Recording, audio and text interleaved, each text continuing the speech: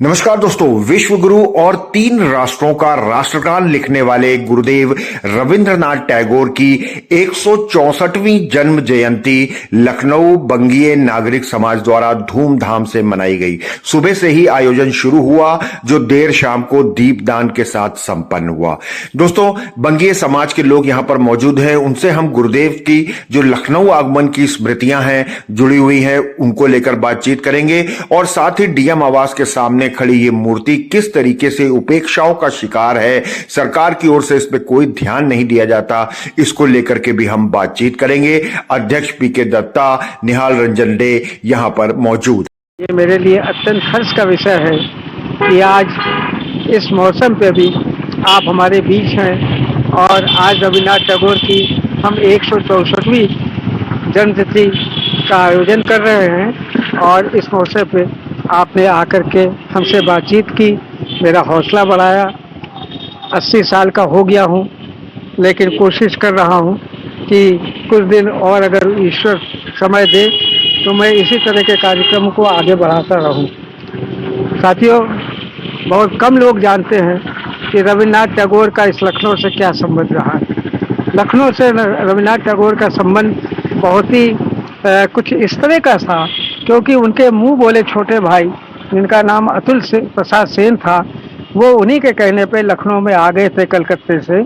और यहाँ वो क्योंकि वो बैरिस्टर एट लॉ थे और रविन्द्रनाथ टैगोर के ही इशारे पे उन्होंने लॉ किया था, क्योंकि उस वक़्त देश पे बड़ा हलचल का माहौल था और रोज़ भारतीयों के ऊपर अत्याचार हो रहा था, क्रांतिकारी पकड़े जा रहे थे। तो एक सही वकालत करने के लिए जिस व्यक्ति की ज़रूरत थी, रविन्द्रनाथ टैगोर को अतुल प्रसाद सेन से ज़्यादा कोई आदमी मुफीक लगा नहीं। तो उन्होंने उनसे कहा कि आप जाइए अपना कार्य क्षेत्र लखनऊ में करिए, और यहाँ आकर वो प्रचुर संपत्ति के मालिक हुए। बहुत कम लोगों को मालूम है कि रामकृष्ण मिशन अगर कहीं खड़ा है तो वो ज़मीन किसकी थी? अतुल प्रसाद सेन की। अगर भातखंडे संगीत विद्यालय खड़ा है तो वो ज़मीन किसकी थी? वो अतुल प्रसाद सेन की थी। अगर एपी सेन चारबाग बचा हुआ है तो वो ज़मीन किसकी थी? अतुल प्रसाद सेन की। तो रविन्द्रनाथ टैगोर जब भी लखनऊ आते थे वो अपने छोटे भाई के यहाँ ठहरते थे, जबकि उनके छोटे भाई अतुल प्रसाद सेन उस वक़्त बंगाली क्लब के प्रेसिडेंट हुआ करते थे, लेकिन वो बंगाली क्लब नहीं गए, वो उनके घर में रहना पसंद करते थे।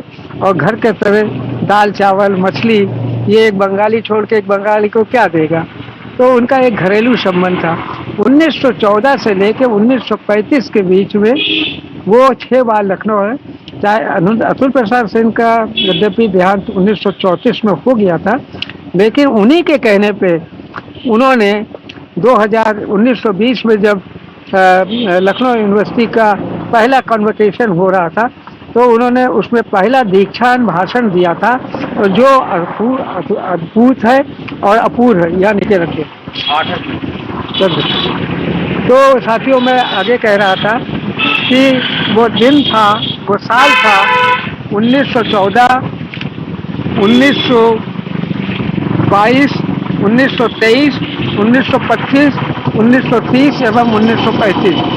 तो जब वो शांति निकेतन की स्थापना कर रहे थे तब अतुल प्रसाद सेन जी ने उनकी मदद की थी। तो एक बार फिर रविन्द्रनाथ टैगोर यहाँ आए क्योंकि उन्हें विश्व भारती की स्थापना करनी थी, तो उसके लिए प्रचुर धन की आवश्यकता थी। ये अलग बात है कि 1913 में वो पहले एशिया के व्यक्ति थे जिनको नोबेल पुरस्कार मिला, और वो भी साहित्य के क्षेत्र में। उससे पहले लोग ज्ञान विज्ञान संज्ञान सब कुछ कर चुके थे, लेकिन किसी की इतनी हिम्मत नहीं थी कि वो साहित्य के ऊपर कुछ लिख सके और उसके ऊपर किसी को इनाम मिले। तो साथियों, 2 गीत उस वक़्त तक ऐसे थे भारत में, या तो बंकिम चंद्र चट्टोपाध्याय का वंदे मातरम या रविन्द्रनाथ टैगोर का जनगण मन अधिनायक। साथियों, बहुत कम लोग जानते हैं कि राष्ट्रगान हमारा पहले वंदे मातरम बनने जा रहा था, लेकिन बना जनगण मन अधिनायक। उसका कारण था, विशेष कारण था कि एक विशेष समूह को लोगों को वंदे मातरम कहना उचित नहीं लग रहा था, इसलिए जनगण मन अधिनायक जो है वो देश का राष्ट्रगान बना और राष्ट्रगीत बना वंदे मातरम। आज मैंने दोनों आदमियों की फोटो वहाँ लगा रखी है, बड़ा फोटो बनवाया, दोनों का लगाए, क्योंकि बंकिम चंद्र बंकिम चंद्र के अगर कोई शिष्य थे तो वो रविन्द्रनाथ टैगोर थे। 1938 में जहाँ जन्म होता है बंकिम चंद्र चट्टोपाध्याय का, वही 1961 में जन्म होता है रविन्द्रनाथ ठाकुर का। तो साथियों, मैं उम्मीद करता हूँ कि शाम के दीपदान में बहुत लोग आएंगे और अपना प्रणाम करेंगे। आप लोग को सभी को मेरा हृदय से आभार। मैं अपने संगी साथियों के तरफ से आप लोगों का आभार व्यक्त करता हूँ कि आप लोग यहाँ आए और इस कार्यक्रम को। क्या कहना चाहेंगे? गुरुदेव रविन्द्रनाथ टैगोर की जयंती आज आप यहाँ मना रहे हैं। आज तो आप सबको गुरु ने रविन्द्रनाथ जी की जन्म तिथि है आज, जैसे आप सबको मालूम है 164वीं जन्म तिथि इस समय हम लोग मना रहे हैं। लखनऊ में सौभाग्य है कि गुरुदेव रविन्द्रनाथ टैगोर जी का एक विशालकाय प्रतिमा हमारे डीएम ऑफिस के सामने स्थापित की गई है, जिसे रविंद्र उपवन के नाम से पार्क का नाम भी दिया गया है। तो हम लोग तो ये कहते हैं कि रविंद्र उपवन का जो बोर्ड है वो मूर्ति के सामने लगे और मूर्ति में साल भर कुछ ना कुछ होता रहे प्रोग्राम। केवल 7 अगस्त 7 मई को ही याद किया जाता है। हम लोग आते हैं तो लाइट और साफ सफाई पुष्पांजलि होती है, लेकिन उसके अलावा भी हम लोग कह रहे हैं कि इस पर सरकार कोई ध्यान दे और साल भर इसका लाइट की व्यवस्था हो कि अंधेरे में ना रहे। इतने प्राइम लोकेशन में होने के बावजूद आप रात में कभी निकलिए तो रविंद्र जी ठाकुर अंधेरे में ही पाए जाते हैं 2 दिन के अलावा। आज के कार्यक्रम के लिए क्या कहना चाहेंगे? आज तो जन्म जयंती है, महान कवि थे हमारे बांग्ला समाज के, एक महान विचारक रहे हैं। तो हम लोग हर साल इनकी जयंती का हर्षोल्लास से मनाते हैं। अभी कार्यक्रम हम लोग का है, कविता पाठ होगा, उसके बाद एक हमारे निगम जी है उनकी काव्य पुस्तिका है, उसका विमोचन हम लोग करेंगे। शाम के समय दीपदान का कार्यक्रम है। दीपदान के साथ ही हम लोग रविंद्र जी को याद करके कार्यक्रम में समापन करेंगे। उनकी लखनऊ से जुड़ी हुई कुछ यादें साझा करना चाहेंगे? रविंद्र जी लखनऊ में आए हैं बहुत ज़्यादा, क्योंकि हमें भी इसकी बहुत वीकेंड 1914 में आए हैं। तो आने के बाद यहाँ पर रुके हैं तो उनका कुछ स्मरण तो है, लेकिन बहुत ज़्यादा स्मरण नहीं है। कुछ स्मरण आपके कृष्णानंद जी राय जी को भी मालूम है, उनसे शेयर कर सकते हैं हम लोग। आज के कार्यक्रम में मुख्य अतिथि के तौर पे कौन आए? मुख्य अतिथि के तौर पर अभी तो हमारे माननीय सुधीर हलवासा जी उपस्थित रहे हैं। माल्यार्पण उन्होंने ही किया है, पुष्पांजलि अर्पित की है। हमारे चीफ कन्वीनर श्री पीके दत्ता जी भी आए हैं, अभी कहीं कार्यक्रम में गए हुए हैं, लेकिन वो भी अभी तुरंत आ जाएंगे। और जयंती के मौके पर देश और समाज को क्या मैसेज देना चाहिए? हम तो यही कहना चाहेंगे, जो महान विचार हमारे रविन्द्रनाथ ठाकुर जी के थे काव्य पाठ में, वैसे काव्य सम्मेलन काव्य पाठ महान विचार के साथ बने रहे देश के। मैं निहार रंजन डे, सह संयोजक बंगीय नागरिक समाज लखनऊ। मिश्रा भारतीय जनता पार्टी लखनऊ का पूर्व मंडल अध्यक्ष हूँ और कार्य समिति मेंबर हूँ। मैं डॉक्टर रविन्द्रनाथ टैगोर जो बंगाल की क्रांति धारा से पूरे अपने फटल पे आए हैं।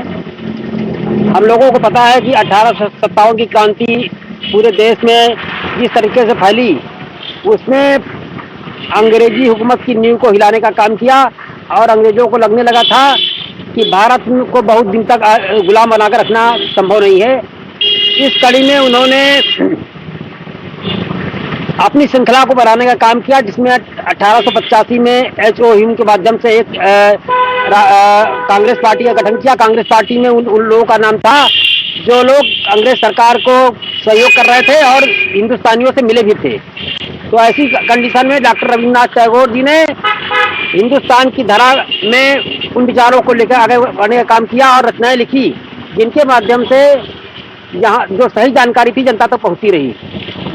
एक तरफ क्रांतिवीर जो है अपने सच के माध्यम से आज़ादी के लिए काम कर रहे थे 1857 के बाद से ही, और दूसरी तरफ जो कलम के सिपाही थे वो अपनी कलम के माध्यम से देश में क्रांति को जगाने का काम कर रहे थे।